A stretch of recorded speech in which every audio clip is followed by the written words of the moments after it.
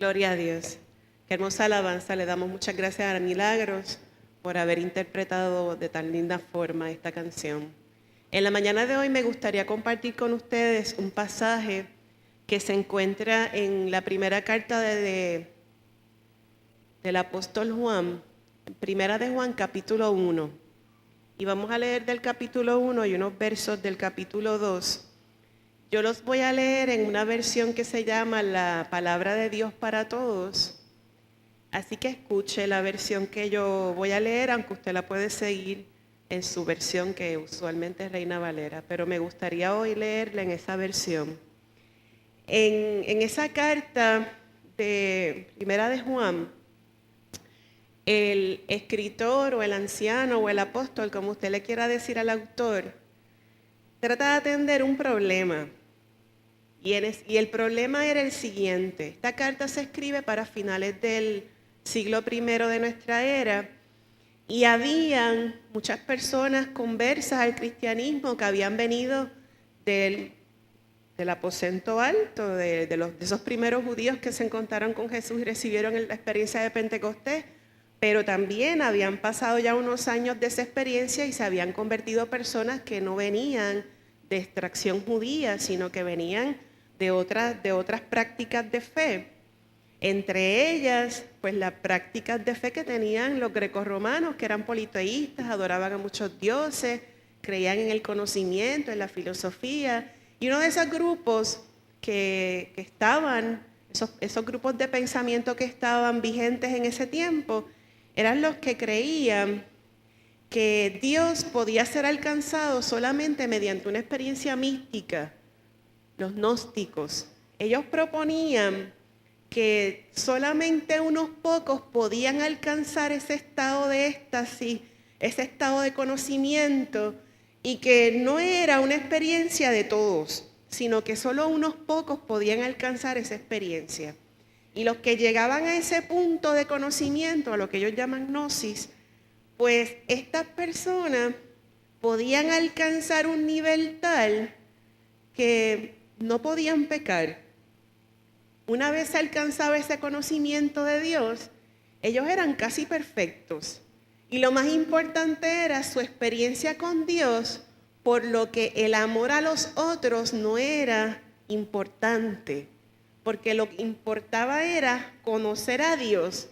Y aquellos que conocían a Dios, pues eran perfectos, podíamos decir que eran de una élite superior, y por lo tanto, en palabras mías, no se juntaban con la chusma. ¿Ve? Porque lo importante era su relación con Dios. Ellos también proponían que Cristo y Jesús eran dos cosas diferentes, porque el Jesús humano y carnal que habitó entre ellos no podía ser el Cristo, porque el Cristo era etéreo, del cielo, perfecto, y para ellos era incompatible que Cristo hubiera asumido una forma humana. Así que para ellos Jesús era una persona, un maestro que había muerto por su causa, pero ellos no creían que Jesús era el Cristo. Ellos también proponían que como ya habían conocido a Dios, por lo tanto, no tenían la necesidad de redención. Acuérdense, ellos vivían en otra área, en otra élite, en otra esfera, donde no existe el pecado, por lo tanto, ellos no tenían que confesar pecado y recibir a Cristo como Señor, ni tampoco creían que la sangre de Cristo los limpiaba de pecado, por cuanto no había pecado en ellos, porque ya ellos habían alcanzado el conocimiento a Dios. Por lo tanto, ellos tampoco se sentían obligados a seguir la ley de Dios según escrita en la palabra, porque ellos tenían acceso directo a Dios. Despreciaban el amor fraternal y solo aquellos que encontraban ese nivel de iluminación podían ser perfectos y puros. Ese era el problema, que esa corriente se estaba metiendo dentro de la corriente cristiana, una herejía, es eso. Un pensamiento que va en contra del dogma y de la doctrina que nosotros creemos y que se estaba tratando de permear o colar en el cristianismo que se estaba viviendo en ese tiempo. ¿Les parece familiar? ¿Les parece común eso? ¿Les parece parecido a algo de lo que esté pasando en el día de hoy? Pues hay gente que hacen buenas obras y que piensan que por eso van a llegar al cielo, que no tienen pecado. Es lo mismo, pero dicho en otro contexto, en otra experiencia, en otra cultura, en otro tiempo. Pues ante ese problema, el escritor de Juan trata de explicar por qué eso está mal y trata de explicar cómo se resuelve eso. Entendiendo eso, entonces ahora quiero que vayan a la lectura que dice: les escribo acerca de lo que siempre ha existido. De lo que siempre ha existido. Le está escribiendo de Cristo, del verbo ese que está encarnado, que era Dios, que estaba con Dios, de ese que descendió, se hizo carne y habitó entre nosotros. Por eso es que el escritor empieza así diciendo: les escribo acerca de lo que siempre ha existido, lo que hemos oído, lo que hemos visto con nuestros propios ojos, lo que hemos observado y lo hemos tocado con nuestras propias manos. O sea que el escritor viene a presentar el Evangelio no desde una perspectiva teórica, sino desde la vivencia, desde la práctica, desde lo que hemos visto, oído, tocado, palpado. Hablamos de aquel que es la palabra que da vida, del verbo tocante a la vida. Hablamos de aquel que es la palabra que da vida. Él está hablando no de la experiencia mística, está hablando de Cristo, de la palabra que es vida. Pero esa palabra no es que yo la escuché, es que yo la viví, la palpé, la experimenté. El que es la vida apareció entre nosotros. Lo vimos. Y por eso damos testimonio acerca de Él. A ustedes les anunciamos que Él es la vida eterna que estaba con el Padre. Lo que hemos visto y oído acerca de Él, ahora lo anunciamos a ustedes. Lo que hemos visto y oído, se los anunciamos también a ustedes para que tengáis compañerismo con nosotros. Así como nosotros tenemos compañerismo con el Padre y con su Hijo Jesucristo, le escribimos esto para aumentar su alegría. Mira, hermano, hoy, en el Puerto Rico que nosotros estamos viviendo, la gente tiene un nivel de sospecha, de desconfianza bien alta. La gente ha perdido la fe. Y no es de extrañar que muchas de las personas con las que interactuamos nos digan: yo no creo en nadie. ¿Verdad que usted ha escuchado gente decir eso? Todos me fallaron. Todos me vendieron una cosa que no era. Me dijo que me amaba y no me amaba nada. Me prometieron un ascenso y el ascenso no vino. Coticé para un retiro y ahora resulta que el retiro no va a estar como me lo dijeron que iba a ser. ¿Verdad que han pasado muchas cosas, que han cambiado muchos muñequitos? Pero hay uno que no ha cambiado. El que era desde el principio, aquel que es la palabra que da vida, el verbo de Dios, que nosotros no lo hemos escuchado de lejos, sino que lo hemos oído, tocado, palpado, experimentado. De ese te quiero hablar para que tengas alegría y para que tengas compañerismo conmigo. O sea, hermanos, que nuestra retórica debe ser Cristo. Y Cristo crucificado y resucitado. Y Cristo la palabra que da vida. Y Cristo el que hace que las cosas se tornen en gozo. Aquel que hace que todo obre para bien. De ese es que te hablo. Y dice, este es el mensaje, verso 5. Este es el mensaje que hemos oído de Jesucristo y se lo estamos anunciando a ustedes. Dios es luz y no hay oscuridad en Él. A mí me gusta eso, que Dios es luz y la versión de ustedes dicen y no hay ninguna tiniebla en Él. Porque nosotros nos ha tocado vivir el siglo de la oscuridad. A pesar de la tecnología, a pesar del conocimiento, a pesar del poder de la comunicación, que sabemos a un instante lo que está pasando en Sudán, en Irak, en Croacia, en Australia, en un instante lo podemos conocer. Es más, ya no hay que prender el televisor, ahora suena un bip en el celular y sale el mensaje con la noticia. ¿Verdad que sí? Pero a pesar de eso, que es bueno, que ha sido progreso, la verdad es que la gente anda en mayor oscuridad. Con todo y que los celulares tienen linternas, ¿verdad? Todavía la gente anda en una densa oscuridad. Pero esa oscuridad no se debe por falta de luz. Se debe a que hemos abandonado la luz. Pero ahí está diciendo que Dios es luz. Él va a alumbrar el camino por el que debemos andar. Su palabra sigue siendo lámpara a nuestros pies y lumbrera a nuestro camino. O sea, que en medio de la oscuridad que nos ha tocado vivir, momento de encrucijada en que tenemos que tomar decisiones, no las vamos a tomar a cuartos oscuros. No lo vamos a tomar en medio de la penumbra.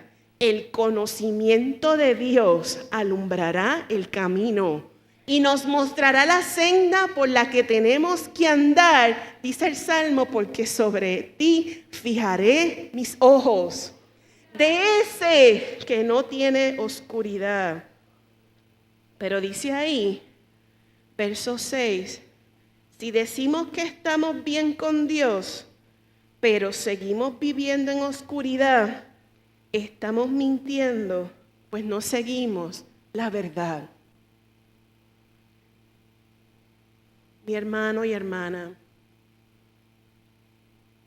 si decimos que somos de Dios, no podemos andar como si estuviéramos en oscuridad. ¿Cómo anda la gente que está en oscuridad? ¿Verdad que el caminar es torpe? ¿Verdad que la posibilidad de que tropecemos es alta? ¿Verdad que el que anda en oscuridad camina sin saber a dónde va? Se parece como, le suena como lo que está pasando en el viejo San Juan, que la gente está tomando decisiones como sin saber para dónde van.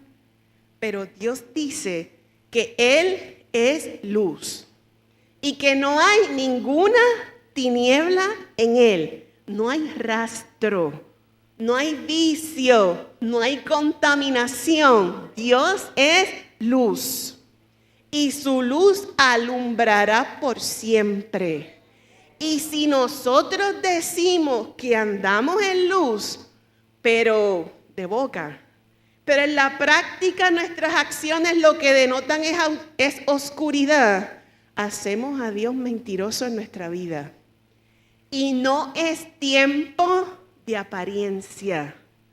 El tiempo que nos ha tocado vivir es para hacer lo que Jesús dijo hace un tiempo atrás, que dijo, ustedes son la luz del mundo. Y una luz o una lámpara no se enciende para meterla debajo del almudo de la mesa, sino que se pone encima, ¿para qué? Para que alumbre.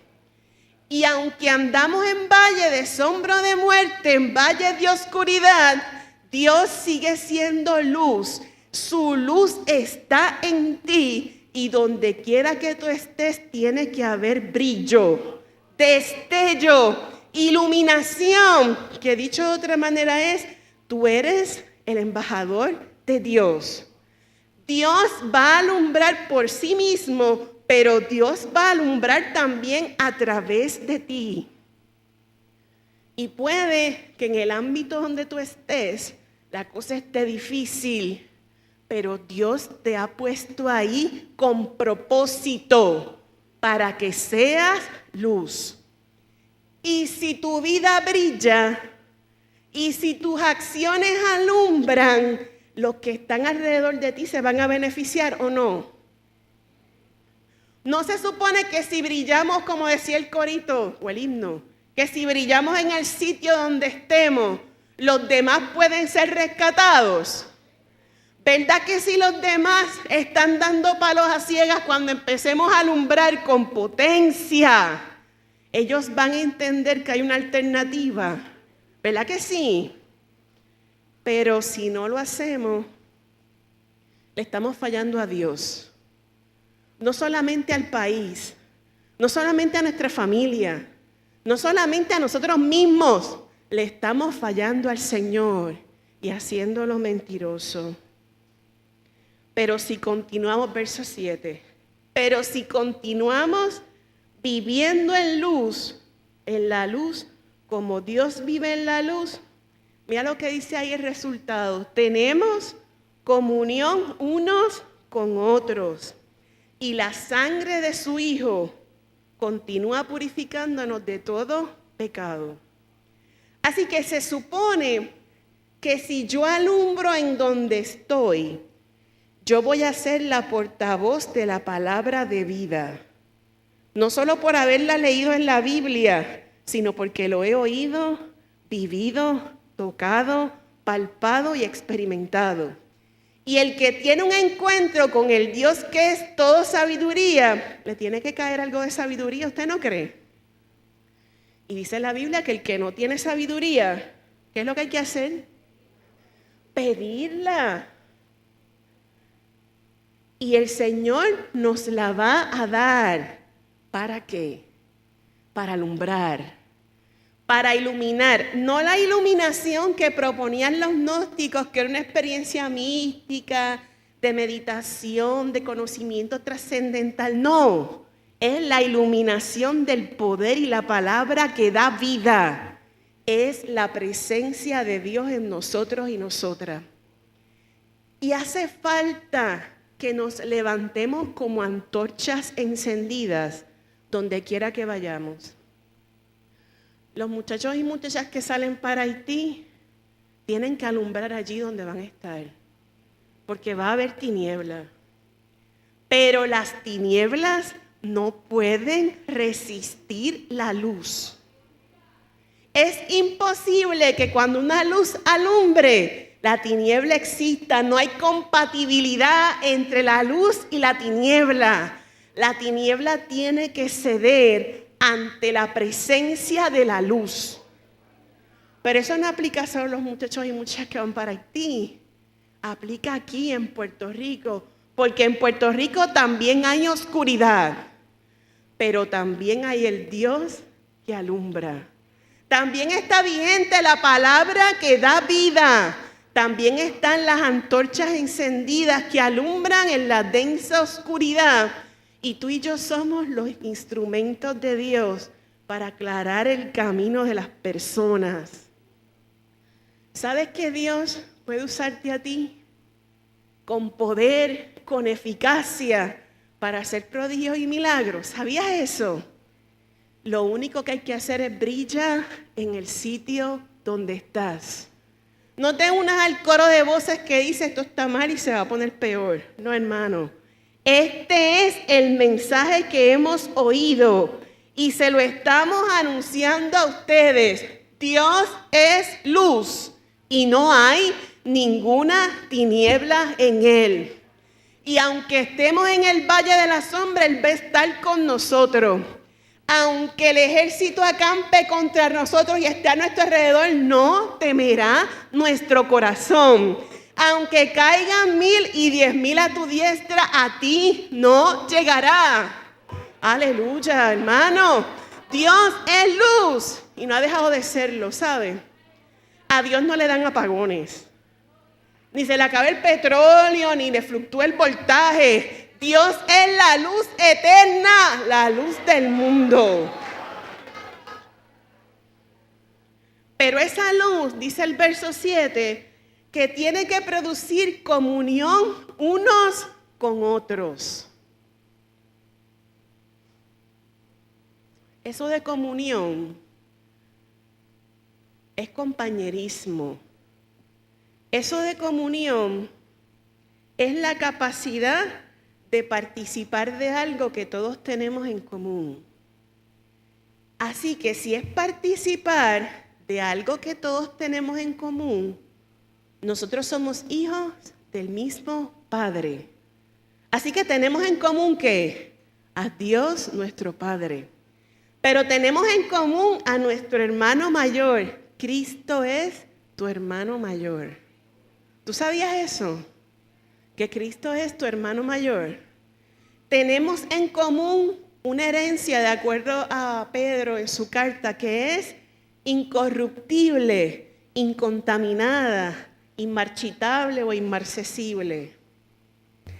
Eso es lo que tenemos en común. Una herencia que no se corroe, una herencia que no contamina, una herencia que no se marchita. Así que cuando la gente está diciendo ahora, me quitaron, me dejaron sin nada, me abandonaron y me traicionaron, nosotros tenemos una cosa en común, una herencia que no cesa, que no mengua, que no fluctúa, que no se revoca, es la herencia gloriosa de Cristo. ¡Aleluya! Y esa herencia es para uso común. Eso es comunión, uso común de las cosas.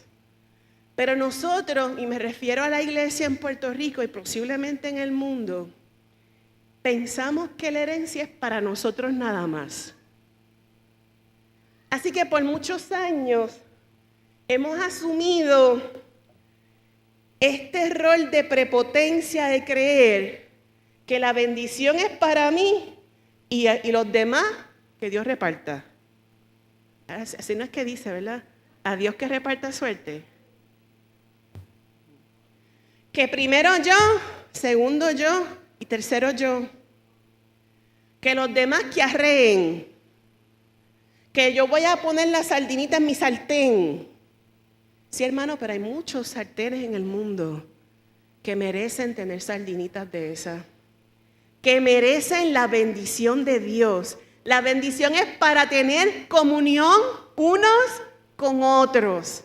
Y Jesús ejemplificó eso con algo que vamos a hacer ahorita, que es el partimiento del pan. Cuando Jesús parte el pan y dice, tomad, comed, esto es mi cuerpo, no dijo que era para unos poquitos nada más. De hecho, en esa Pascua de Juan 13, siempre me confundo si es Juan o es Lucas, pero 13 es el capítulo, donde Jesús le lava los pies a los discípulos y parte el pan. Allí estaba sentado Judas. Y Dios picó un cantito de pan para Judas. En esa mesa estaba sentado Pedro. Y Dios picó un cantito de pan para Pedro. En esa mesa estaban los otros que se fueron a huir. Y Dios picó un cantito de pan para ellos. Es comunión con todos. Dios, a través de Cristo, dijo, tomad y comed. Esto es mi cuerpo que doy a ustedes, a todos, hermanos. Y nosotros no nos podemos sentar a nuestra mesa y llenar nuestra panza de comida e ignorar y permanecer indolentes e indiferentes a aquel que no tiene nada de comer. Porque la luz de Dios se manifiesta en nosotros para que nosotros tengamos comunión unos con otros. Así que si tu hermano tiene hambre, dale de comer. Porque en última instancia Jesús va a decir, por cuanto lo hiciste a uno de estos pequeñitos, a mí también lo hiciste. Por lo tanto, nuestro rol y nuestra función hoy es mucho más que importante, es mucho más que trascendental, es mucho más que inminente, es mucho más que necesaria. Dios nos alumbra a nosotros para nosotros a su vez replicar esa luz en el mundo en la comunión los unos con los otros. ¿Y qué vamos a compartir? Vamos a compartir nuestro Padre común. Le vamos a decir a la gente que anda por ahí sintiéndose realengo, bastardo, que hay un Padre que ama, que está dispuesto a darle su apellido, que está dispuesto a ponerlo en el testamento y darle de la heredad, de la herencia. Tenemos en común a un hermano mayor que se convirtió en pan, en carne, en sangre, para que tuvieran la posibilidad de ser limpios de pecado, saciada la necesidad de abandono, de compañerismo y de amor. Cristo es el pan. Pero también compartimos una iglesia en común. La iglesia de Cristo es una. Y en esa iglesia hay gente de toda lengua, de toda raza, de toda extracción social, de toda preparación académica y sin preparación académica también hay en esa iglesia. En esa iglesia están los primeros cristianos que murieron en el Coliseo Romano y también estamos nosotros. Yo estoy loca por encontrarme con esos hermanos. Porque la sangre de esos hermanos permitió que el evangelio nos llegara a nosotros aquí. ¿Entiende eso, hermano? Y estamos consumiendo de esa heredad gracias a esos hermanos, héroes de fe reportados en Hebreos 11. Los que no aparecen sus nombres, pero que están ahí y dice que murieron sin haber recibido para que nosotros tuviéramos lo que tenemos hoy. Una iglesia común en donde Cristo es cabeza y tú eres cuerpo, parte integrante. ¡Aleluya! Tú estás ahí, ¿sabes? Al lado de Pablo, al lado de Pedro, al lado de Bernabé, al lado de Priscila, de Aquila, de toda esa gente, parte de esa iglesia. Y tú y yo tenemos el privilegio de sentarnos a la mesa con esos hermanos también. Yo estoy loca porque llegue ese día. Que estemos allí preguntándole cómo fue eso. Ellos no se van a acordar, ni nosotros tampoco. Porque dice que para donde vamos no habrá necesidad de sol.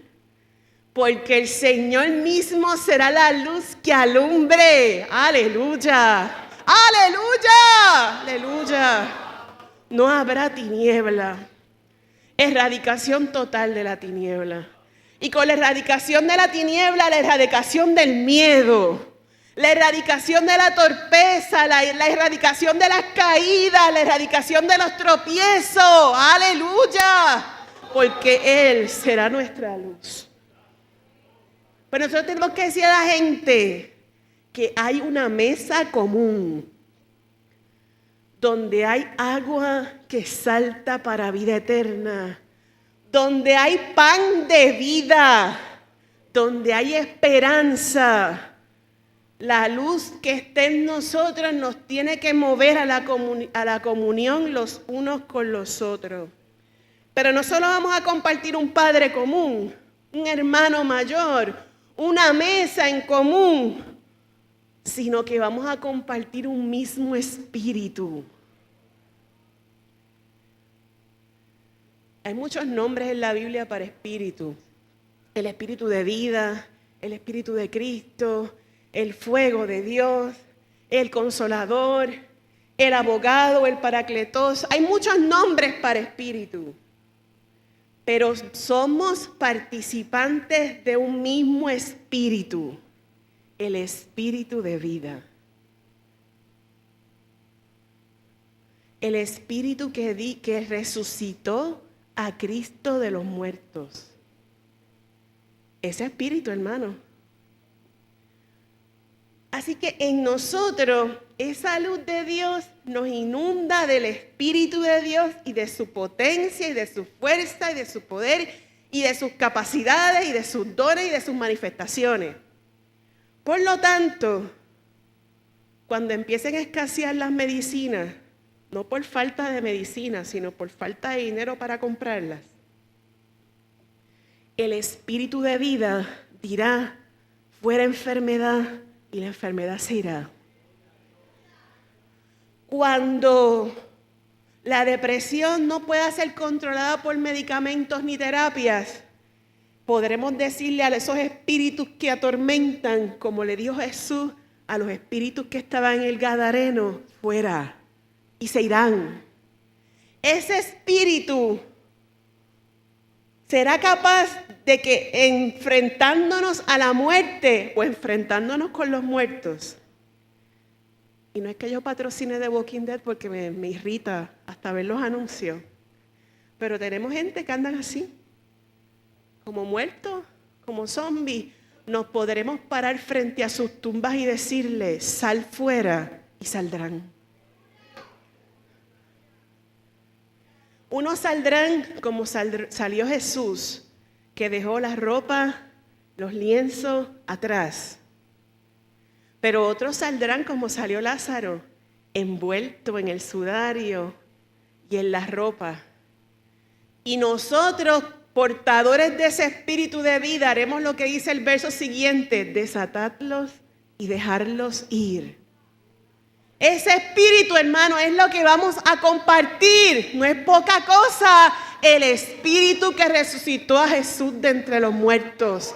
El espíritu que levantó a Lázaro. El espíritu que sanó a la hija de aquel hombre. El espíritu que levanta, que da vida, que sana. Y como decía Milagro ahorita, cuando no haya pan para comer, ese mismo espíritu multiplicará lo poco que tenemos. Y habrá en abundancia, como la viuda, y el aceite no escaseará. Aleluya. ¿Qué les parece, hermano? Comunión. Uso común. Compartir una misma cosa. Pero con esta arrogancia que tenemos de pensar que es para nosotros y los demás que breguen. Así no es. Hacemos a Dios mentiroso. Vivimos en tinieblas cuando pretendemos o nos las echamos de decir que estamos en luz. Tiene que verse, tiene que notarse. La luz tiene que resplandecer, hermano. La tiniebla tiene que irse. Abasama Ikea. Dios es luz y tú estás envuelto en esa luz. Es que yo soy media gráfica. Esta no es la luz de Cocoon. Yo sé que muchos de ustedes no vieron esa película porque eso es viejo. Pero esto no es esta luz, es otra luz, hermano. Es la luz que vence las tinieblas. Es la luz que transforma. No solamente somos herederos de Cristo, del Padre, del Espíritu, de la mesa, de la iglesia. Somos participantes de un mismo Señor. Aleluya. No somos dueños del Señor de este siglo. No. Los que andamos en luz somos dueños de otro Señor. Aquel Señor que dice Pablo en Filipenses, aquel cuyo nombre fue exaltado sobre todo nombre. Aquel ante el cual se doblará toda rodilla y toda lengua confesará que Jesucristo es el Señor. Ese es nuestro Señor. Él es el dueño. Por lo tanto, hermanos, no hay que dar traspiés, porque Jesús da instrucciones precisas. Él nos muestra el camino por el que debemos andar. Y si teníamos dudas, pues después dijo Jesús, yo soy el camino, la verdad y la vida. Aleluya. Él es la verdad. Yo compartía con ustedes el otro día que nos pasamos haciéndonos películas en la mente de cosas que no son verdaderas. Y si llamamos y no nos contesta, fue que se murió, lo asaltaron, lo balearon, lo descuartizaron, lo flocharon por el inodoro para abajo. O sea, a nadie se le ocurre que fue que se le agotó la batería, que se le quedó el teléfono, que estamos haciéndonos maquinitas de cosas que no son verdad. Pero Jesús es la verdad. Y esa verdad es infalible. Esa verdad no cambia. Por lo tanto, podemos descansar plenamente en Él, porque Él ha prometido que va a estar con nosotros todos los días hasta el fin. Él ha prometido estar contigo. Así que no escuches la mentira de esa de que estás solo. Puede que no tengas pareja. Puede que vivas solo en una estructura, pero no estás en soledad. Una cosa es vivir solo y otra cosa es sentirse solo. Y el que está con Cristo no estará solo jamás. Él está presente. Está presente de día, mediodía, de noche, por la mañana, al atardecer. Él es el yo soy. Él es el que está siempre presente. Y nosotros tenemos eso que compartirlo. Porque Jesús no es para nosotros nada más.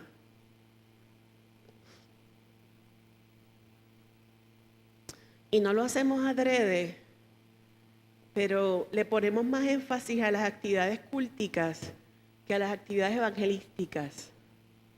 Porque no hemos entendido que la luz que te alumbra es para producir la comunión con otros.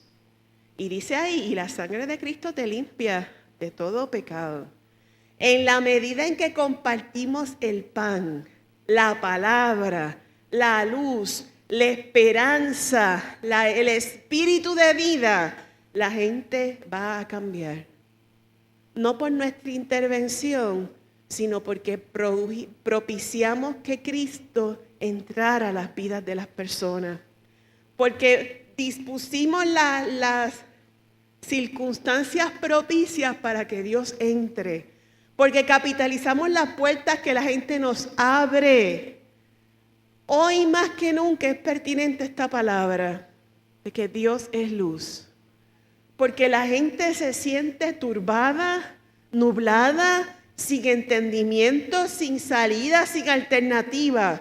Pero tú y yo sabemos que tenemos una herencia común, un padre común, una casa común, una mesa común, un espíritu en común, una herencia en común. ¡Aleluya! Que esa esperanza sea la esperanza de aquellos que también están a nuestro alrededor. Así que a mi hermano y mi hermana en esta mañana, aleluya. Este es el mensaje que hemos oído de Jesucristo y estamos anunciando a ustedes. Dios es luz y no hay oscuridad en Él. Pero si continuamos viviendo en la luz, como Dios vive en la luz, tenemos comunión unos con otros y la sangre de Jesús, su Hijo, continúa purificándonos de todo pecado. Si decimos que no pecamos, nos engañamos a nosotros mismos y la verdad no está en nosotros.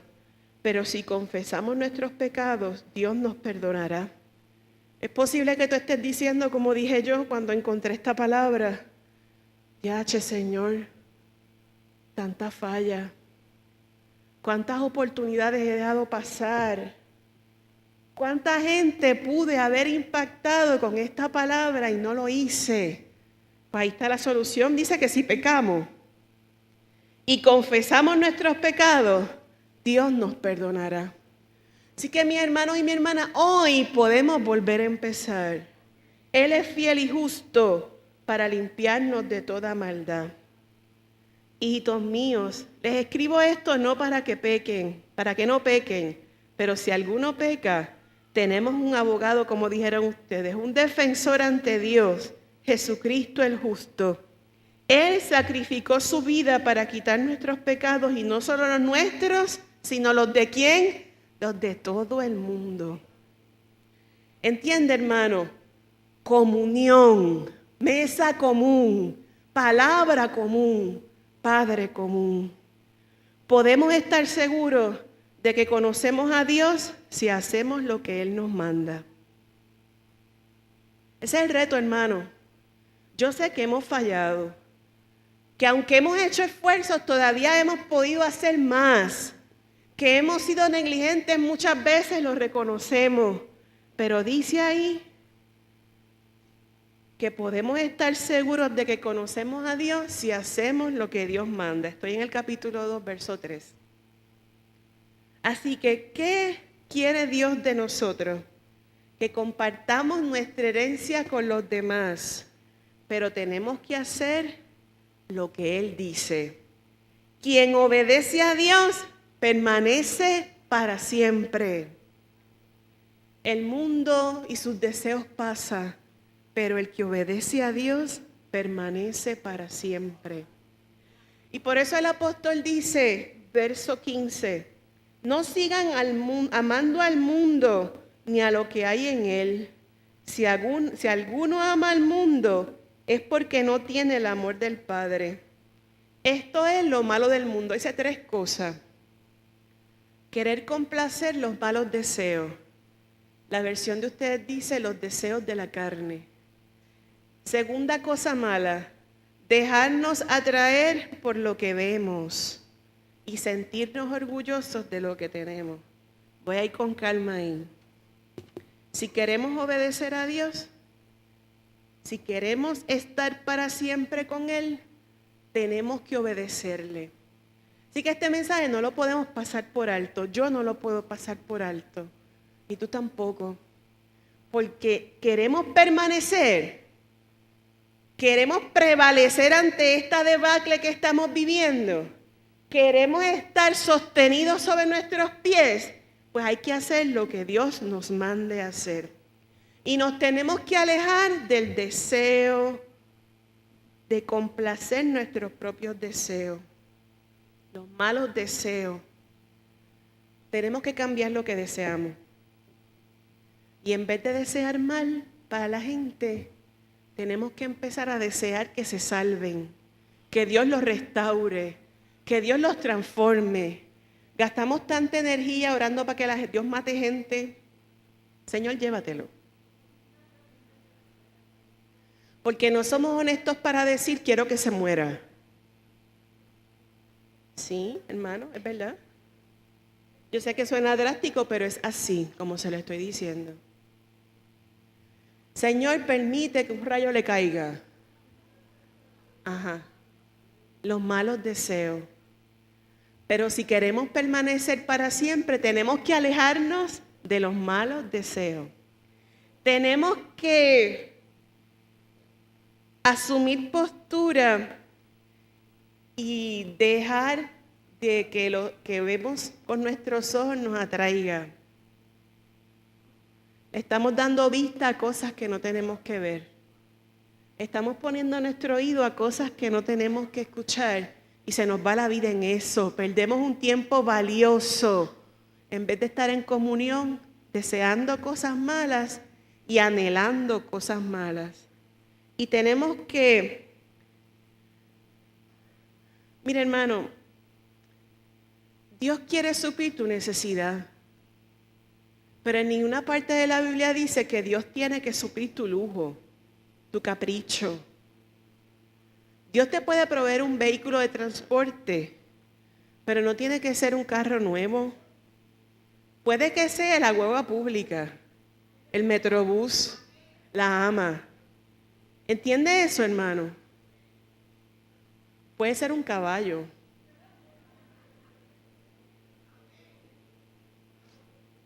Puede ser un Ford Track. Pero queremos el del último modelo. Ajá, el compresor. Sí. Hermano, Dios quiere que tú tengas lo que necesitas. Y Dios sabe que tú necesitas zapatos, ropa, calzado, comida, cama. Pero Dios no está comprometido contigo a darte una mansión. Hay hermanos que la tienen y gloria a Dios por eso.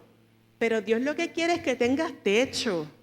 Entonces vivimos afanados, cambiando las cortinas, poniendo alfombra, pintando casas, cuando ese dinero lo podemos usar para compartirlo con otros y con otras. A veces tenemos tantos zapatos que no tenemos pies suficientes para ponernos esos zapatos en el año. Entonces, ¿para qué sirven en la caja si no te los vas a poner?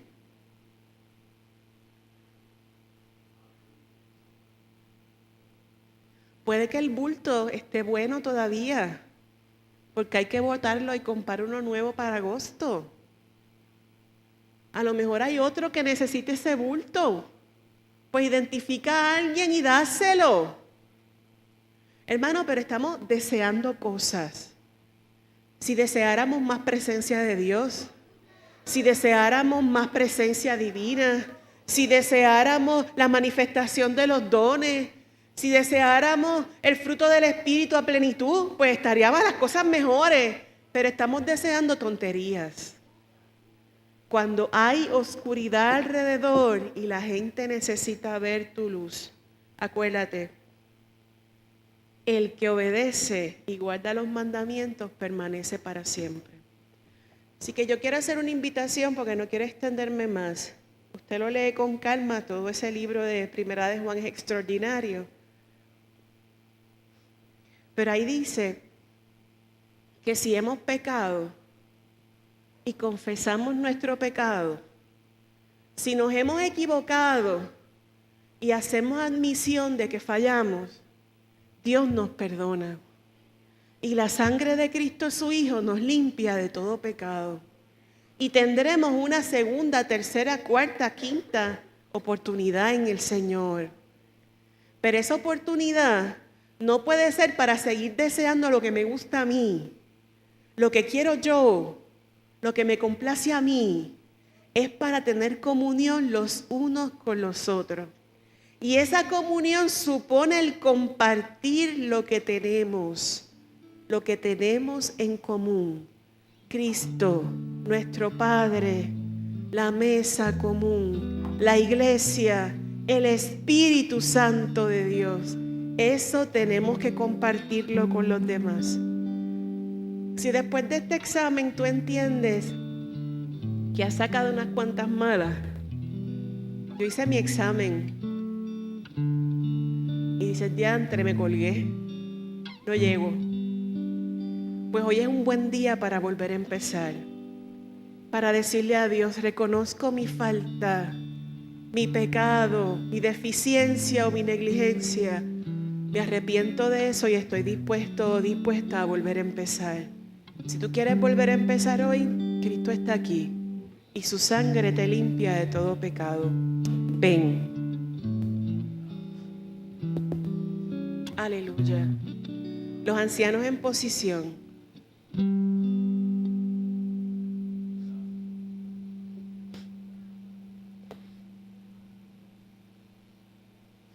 Y después que ministren, se quedan por ahí para que se acomoden para la cena. Recuerden que hoy vamos a ejemplificar esa mesa común, que no es otra cosa que la recordación del cuerpo de nuestro Cristo partido y molido.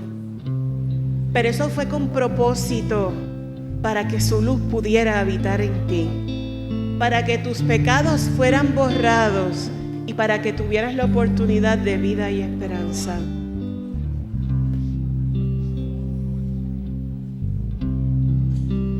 En una ocasión, un ejecutivo de un alto nivel con un carro deportivo sale a prisa hacia una reunión.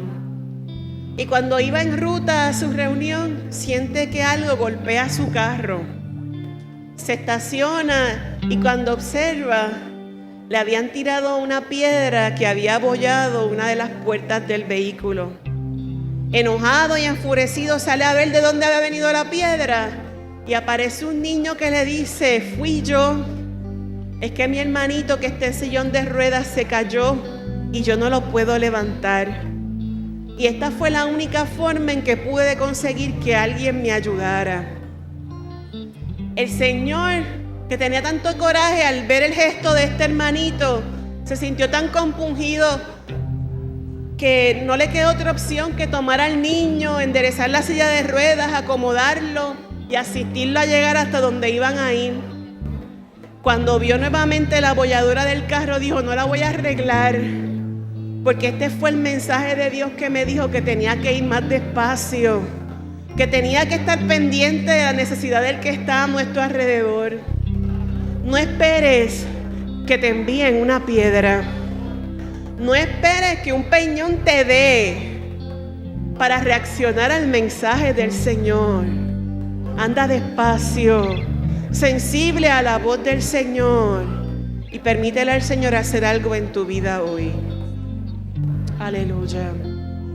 Señor, mira a mis hermanos y hermanas que están en el altar, reconociendo que hemos fallado, que todos hemos pecado, que todos hemos sido negligentes y en ocasiones egoístas. Por eso queremos pedirte perdón.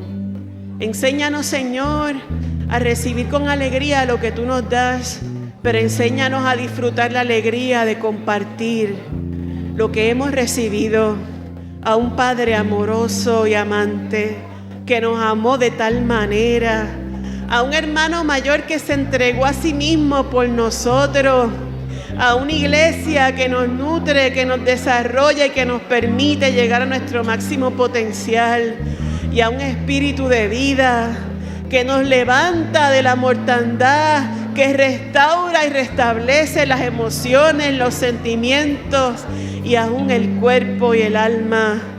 Esta mesa común donde recordamos que tú moriste por nosotros, este espíritu de vida, esta palabra de esperanza, Señor, que podamos compartirla con aquellos que están a nuestro alrededor, y que de verdad encendamos luces, que seamos antorchas encendidas, y que podamos, Señor, mostrarle a los demás el camino que deben andar. Aleluya.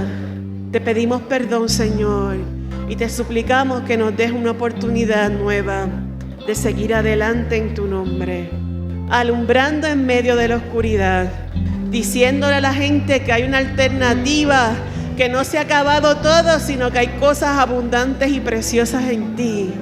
Que podamos hablar de lo que hemos oído, vivido y experimentado. Te pedimos estas cosas y te damos gracias, pero también te pedimos que obres transformaciones especiales en aquellos que se disponen a estar cerca de ti, de estar contigo. Derrama, Señor, bendiciones. En el nombre de Jesús. Amén.